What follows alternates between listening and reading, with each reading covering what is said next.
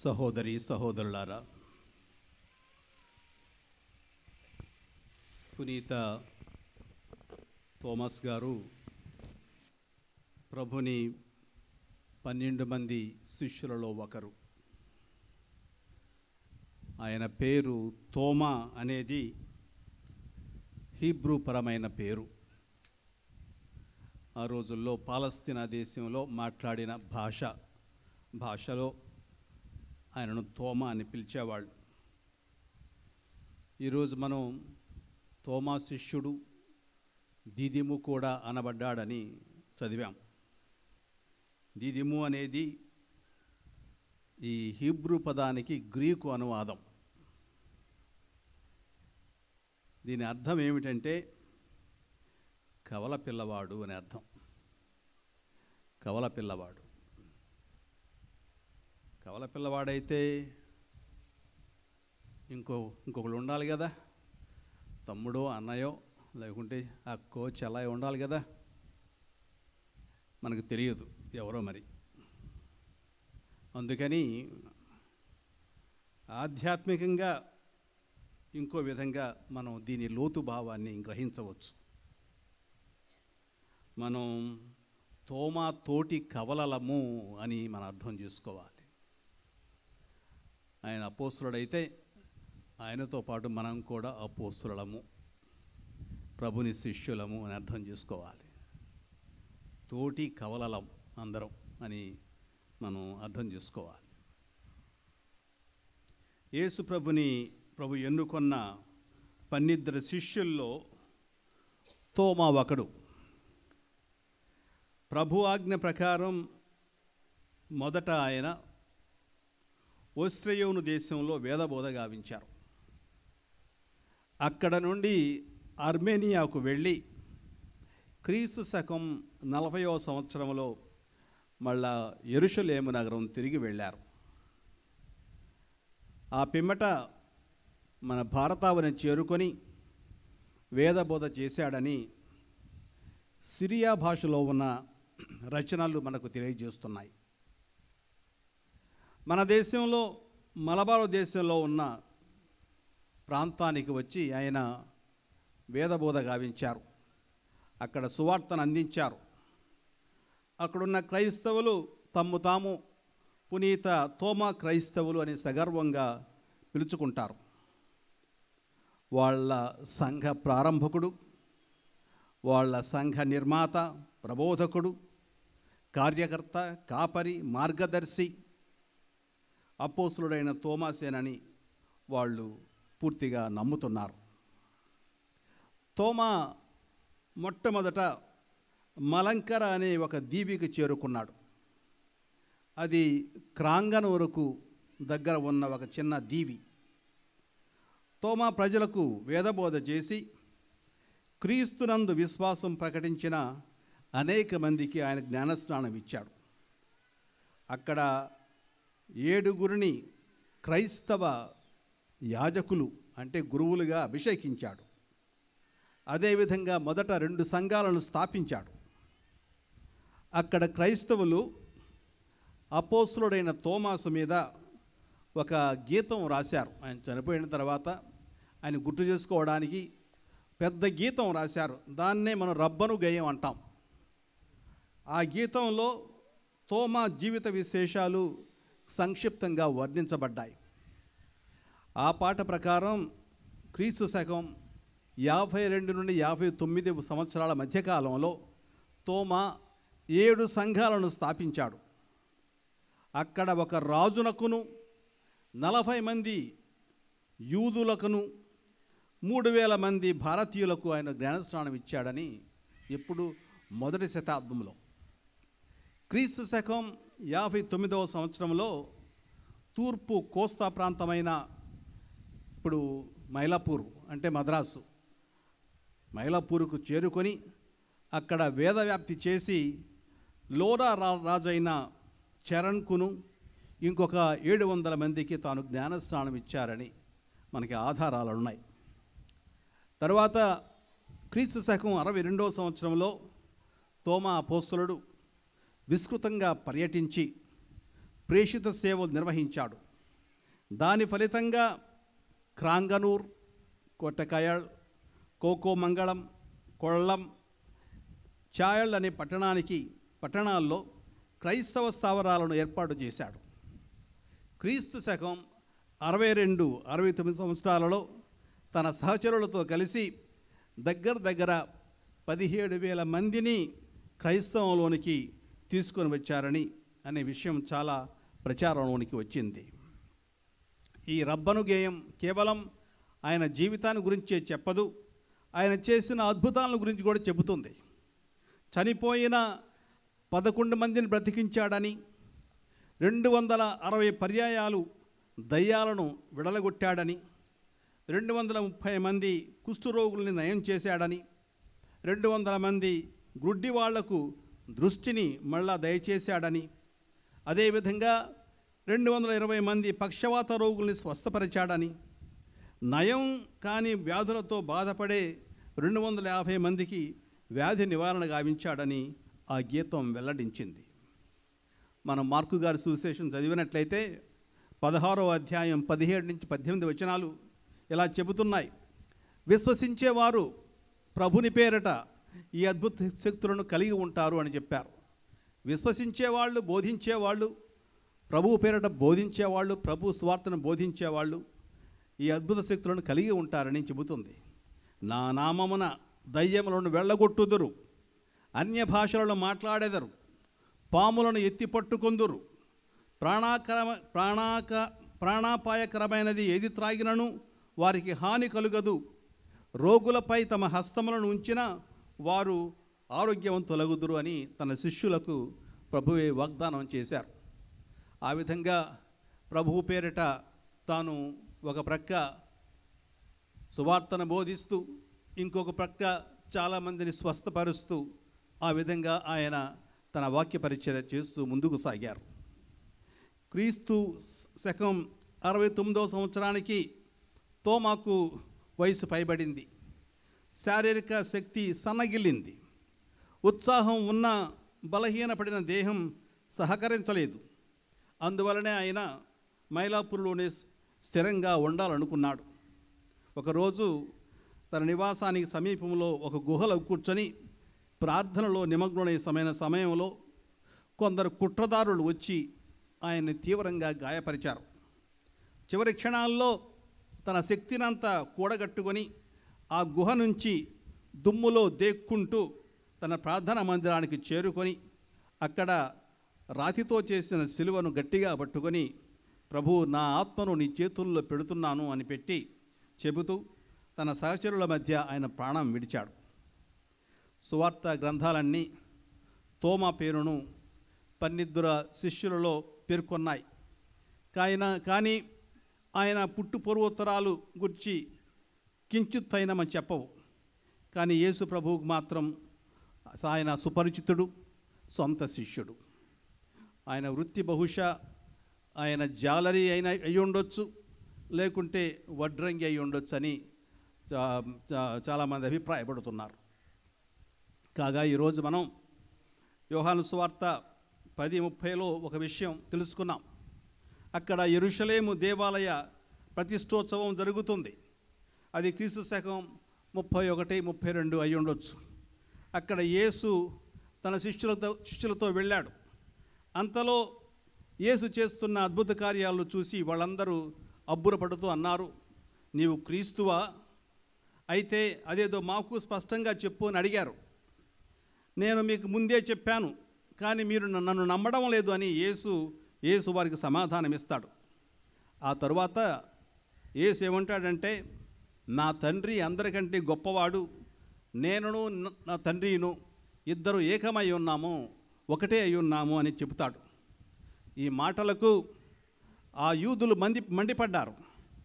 తాను నరుడయ్యుండి దేవునితో సరిసమానుడని ప్రకటించుకొని దైవదూషణ చేస్తున్నాడని వాళ్ళు ఆగ్రహించారు. ఆయన చంపడానికి ప్రయత్నించారు అప్పటికప్పుడే. అయితే యేసు వాళ్లకు చేజిక్కకుండా ఆయన వెళ్ళిపోయాడు. యూదులు యేసును చంపే యత్నంలో ఉన్నారని ఆయన శిష్యులందరికీ తెలుసు, ఆ 12 మందికి తెలుసు. యెరూషలేములో కానీ పరిసర ప్రాంతాల్లో కానీ కాలు పెడితే ప్రాణాపాయం అని శిష్యులందరికీ తెలుసు. అంతలో వాళ్లకు ఒక దుర్వార్త ఎదురయ్యింది.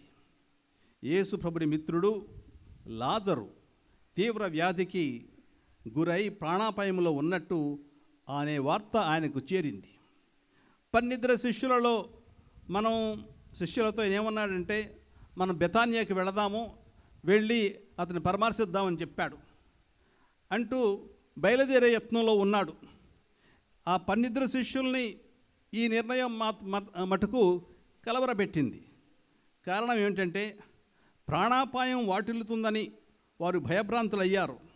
కొందరు వెళ్ళడానికి సందేహించారు. అందరూ సందిగ్ధంలో పడ్డారు. గురువు నిర్ణయం శిష్యులకు శిరోధార్యం కదా. గురువు గారు ఏం చెబితే శిష్యులు అది చేయాలి. వెళదామంటే వెళ్ళాలి, ఆయనను వెంబడించాలి. కాబట్టి అప్పుడు అందరూ సందేహిస్తుంటే తోమా చొరవ తీసుకొని అంటాడు, గురువు బెతానియాకి వెళుతున్నాడు, పదండి మనం కూడా అతనితోనే వెళ్ళి ఆయనతో పాటు చనిపోదాం అంటాడు అని తన దృఢ నిశ్చయాన్ని తోటి శిష్యులకు తెలియజేశాడు తోమా. పొంచి ఉన్న ప్రమాదాన్ని ఎదుర్కొని గురువుతో ప్రాణత్యాగాన్ని చేయడానికి ఇష్టపడ్డాడు తోమా.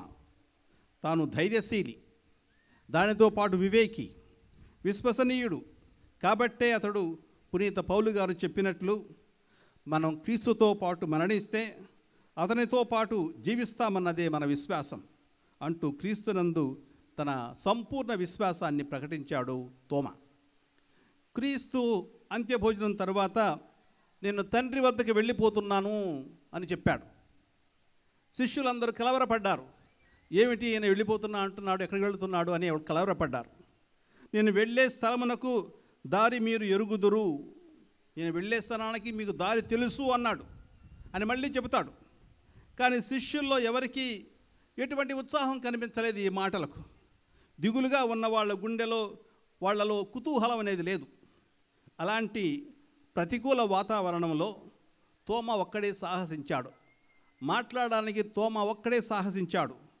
యేసు చెబుతున్న విషయం అర్థం కానున్న తాను ఏమన్నాడంటే, ప్రభు, నీవు వెళ్ళే స్థలమేదో మాకు తెలియదు, ఇక మాకు మార్గం ఎట్లా తెలుస్తుంది అని తన అజ్ఞానాన్ని వెల్లడించాడు తోమా. శిష్యుల్లో నెలకొని ఉన్న ఈ అభద్రతా భావాన్ని ఎవ్వరూ వెల్లడించడానికి ఇష్టపడకపోయినా తోమా మాత్రం ఉండలేక మనసు విప్పి తమ గురువుతో మాట్లాడాడు. అప్పుడే తనకు జ్ఞానోదయం కలిగింది. ఈ విధంగా తన జీవితంలో తెలియని విషయాలు తెలుసుకోవడానికి అతను సాహసించాడు, ప్రశ్నలు వేశాడు.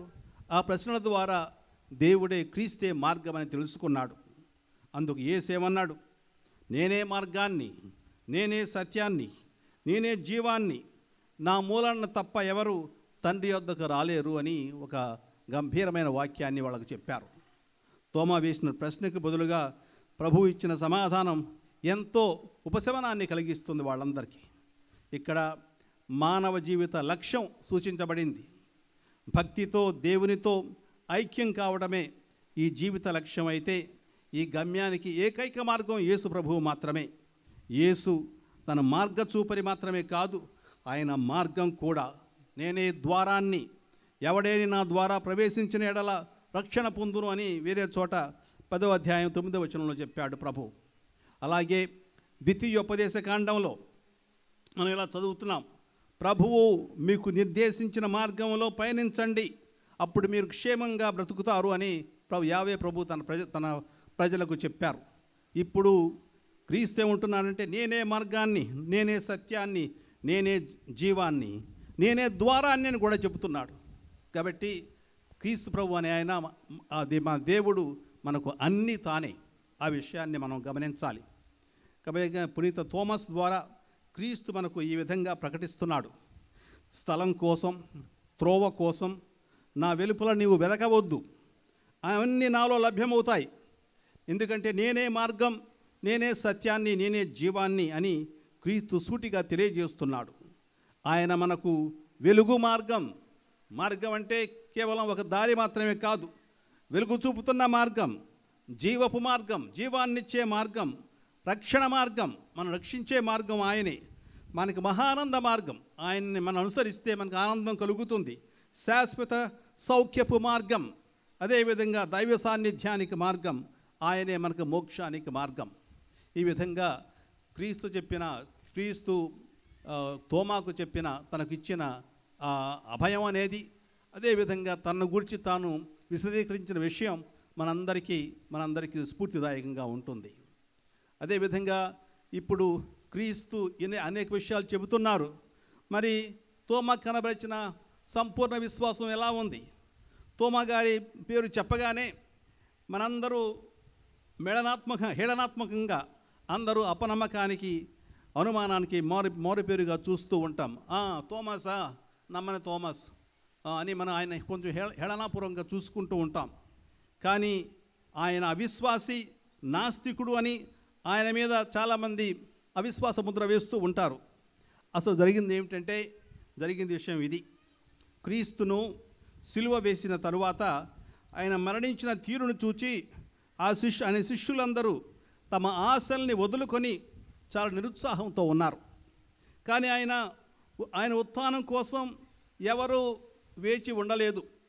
ఆయన చెప్పారు, ఎక్కడికి వెళ్ళవద్దు, యెరూషలేములో ఉండమని చెప్పారు. కానీ ఆయన చనిపోగానే అలా ఘోర మరణం సిలువ మీద అలా చనిపోగానే కొందరు వాళ్ళందరికీ చాలా నిరుత్సాహపడ్డారు, అక్కడే ఉండిపోయారు. అసలు ఉత్థానం అవుతాడా లేదా అని చాలామంది సందేహించారు. నిరుత్సాహమే కాదు, వాళ్ళలో భయం కూడా చోటు చేసుకుంది. అందుకే పైన మేడగదిలో ఉండి తలుపులు వేసుకొని ఉన్నారు. గురువునే చంపగలిగిన వాళ్ళు శిష్యుల్ని మాత్రం ఎందుకు బ్రతకనిస్తారు అనేదే వాళ్ళ దుడుకు. అందుకే ప్రాణభీతిలో తలుపులు వేసుకొని దాక్కున్నారు. వాళ్ళు ఊహించలేని విధంగా ఉత్థానమైన యేసు తలుపులు మూసుకున్న వాళ్ళ గదిలో ప్రవేశించాడు. తన చేతుల్ని, తన గాయాలను వాళ్లకు చూపించాడు. మృత్యువును గెలిచి సజీవంగా ఉన్నాడని వాళ్ళు నమ్ముతారు అని వాళ్ళకు చూపించాడు. అయితే ఆ సమయంలో అక్కడ ఈ తోమాస్ గారు లేరు. కాబట్టి ఉత్థాన క్రీస్తు ఆయన చూడలేదు, అలాగే ఉత్థాన క్రీస్తుని ఆయన చూడలేదు. ఇతరులు ఆ వాస్తవాన్ని ఆయనకు చెప్పారు. అప్పుడు అది వినగానే ఆయన ఒక ప్రక్క బాధ, నన్నెందుకు విడిచిపెట్టి నేను లేనప్పుడు వాళ్ళకు ప్రత్యక్షమయ్యాడు అని ఒక బాధ. రెండో ప్రక్క వాళ్ళు చెప్పిన మాటలను నమ్మలేకపోతున్నాడు, అవిశ్వాసం. ఒక ప్రక్క బాధ, ఇంకో ప్రక్క అవిశ్వాసం. అప్పుడు అంటాడు, నేను నమ్మను. ఆయన చేతులలో చీలల గుర్తులను చూచి అందులో నా వ్రేలు పెట్టి ఆయన ప్రక్కలో నా చేయి ఉంచిననే తప్ప నేను నమ్మను ముమ్మాటికి నమ్మను అని చెప్పాడు. అలా జరిగిన తర్వాత 8వ రోజు ఆయన అన్నదే జరిగింది. ఉత్థాన క్రీస్తు తోమా సమక్షంలో ఇప్పుడు ప్రత్యక్షమయ్యాడు. అప్పుడు తోమా దగ్గరకు రా అని ప్రత్యేకంగా పిలిచి, నీ వ్రేలు ఇక్కడ ఉంచు, నా చేతులు చూడు, నీ చేయి చాచి నా ప్రక్కలో ఉంచు, నా హృదయాన్ని తాకు, అవిశ్వాసివి కాక విశ్వాసివై ఉండు అని ఆయనను మందలించాడు. ఇక యేసు ఉత్థానాన్ని శంకించే సాహసం ఈ తోమాకు లేదు. దృఢమైన విశ్వాసం ఒక్కటే అతని అంతరంగాన్ని ఆవరించింది. దృఢంగా నమ్మాడు. అప్పటి నుంచి తోమా దృఢంగా నమ్మాడు. నా ప్రభువా, నా దేవా అని యేసు ముందు సాగిలపడ్డాడు. భక్తభావంతో క్రీస్తుని తాను నిజదేవునిగా అంగీకరించాడు. తమ గురువు యొక్క ఉత్థానం గురించి తోమాలో ఎటువంటి సందేహం లేదు. ఆ విధంగా తాను సంపూర్ణ విశ్వాసిగా మారాడు. సహోదరులారా, ఈరోజు మనం పండుగ చేసుకుంటున్నాం. మన జీవితాల్లో కూడా మనం దేవుణ్ణి అప్పుడప్పుడు పరీక్షిస్తూ ఉంటాం. ఒక్కోసారి విశ్వాసం ఉంటుంది కానీ మనలో అపనమ్మకం చోటు చేసుకుంటూ ఉంటుంది. చాలాసార్లు గుర్తుల కోసం మనం చూస్తూ ఉంటాం. నిజంగా దేవుడు నాకు ఇది చేస్తాడంటే, ఏదో జరగాలి నాకు అని ఆ గుర్తుల కోసం, సంజ్ఞల కోసం మనం కాచుకొని ఉంటాం. భావి కాలంలో అలాంటి సందేహంతో సతమతమవుతూ ఉత్థాన ప్రభును ప్రత్యక్షంగా చూడాలనుకునే వాళ్ళందరికీ దీనిని ఏకైక సంశయ నివారణ సంఘటనగా సూచించాడు సువార్తాకారుడు. అందుకే ప్రభు అన్నాడు, ఒక విషయం చెప్పారు, మీరు చూచే విశ్వసిస్తారా, చూడకుండా నమ్మరా? అన్నీ చూడాలా మీరు?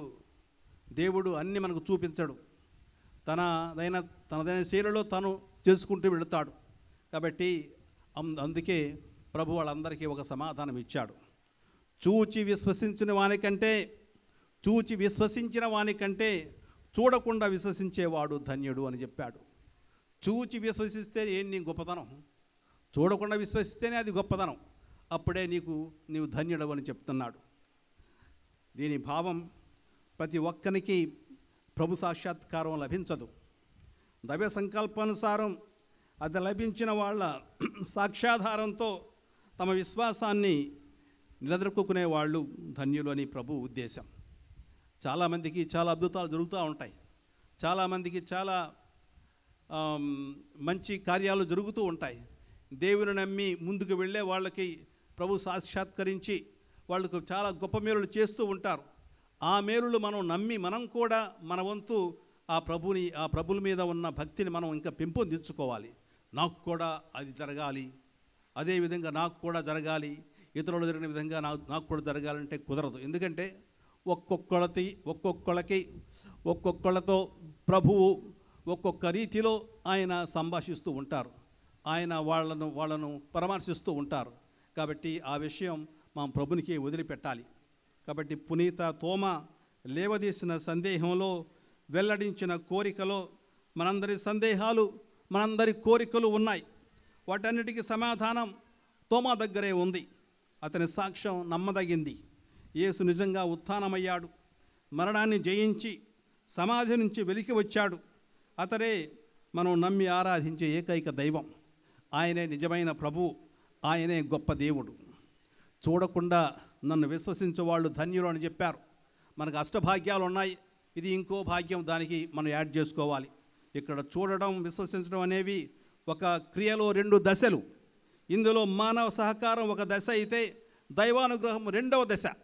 ఈ విధంగా మనం అర్థం చేసుకుంటూ ఉండాలి. ఈ 2 దశలు ఏకమైనప్పుడు మనకు విశ్వాసం పుడుతుంది, చూడటం, విశ్వసించడం. కాబట్టి ఈ 2 దశలు ఏకమైనప్పుడు విశ్వాసం పుడుతుంది. విశ్వాసం అనేది కేవలం చూడడం వలన పుట్టదు, కానీ చూచిన దానికి అర్థాన్ని, దానివైపు ఆకర్షణను, దానివైపు నమ్మకాన్ని కలిగించే దేవుని కృప వలన పుడుతుంది. అది దైవక్రియ, దైవుని వరం. కనుక మనకి విశ్వాసం కావాలంటే ప్రభుని అడుక్కోవాలి. ప్రభువు నాలో విశ్వాసాన్ని పుట్టించు, నాలో రగిలే విశ్వాసాన్ని పుట్టించు. మేము కూడా ఎప్పుడు మా జీవితాన్ని విశ్వాసపరంగా జీవించడానికి నీ అనుగ్రహాన్ని దయచేయి అని మనం అడుక్కుంటూ ఉండాలి. ఈ పండుగ రోజున మనకు కూడా క్రీస్తు భగవానుడు సంపూర్ణ విశ్వాసాన్ని కలిగేలా ప్రార్థించుకుందాం.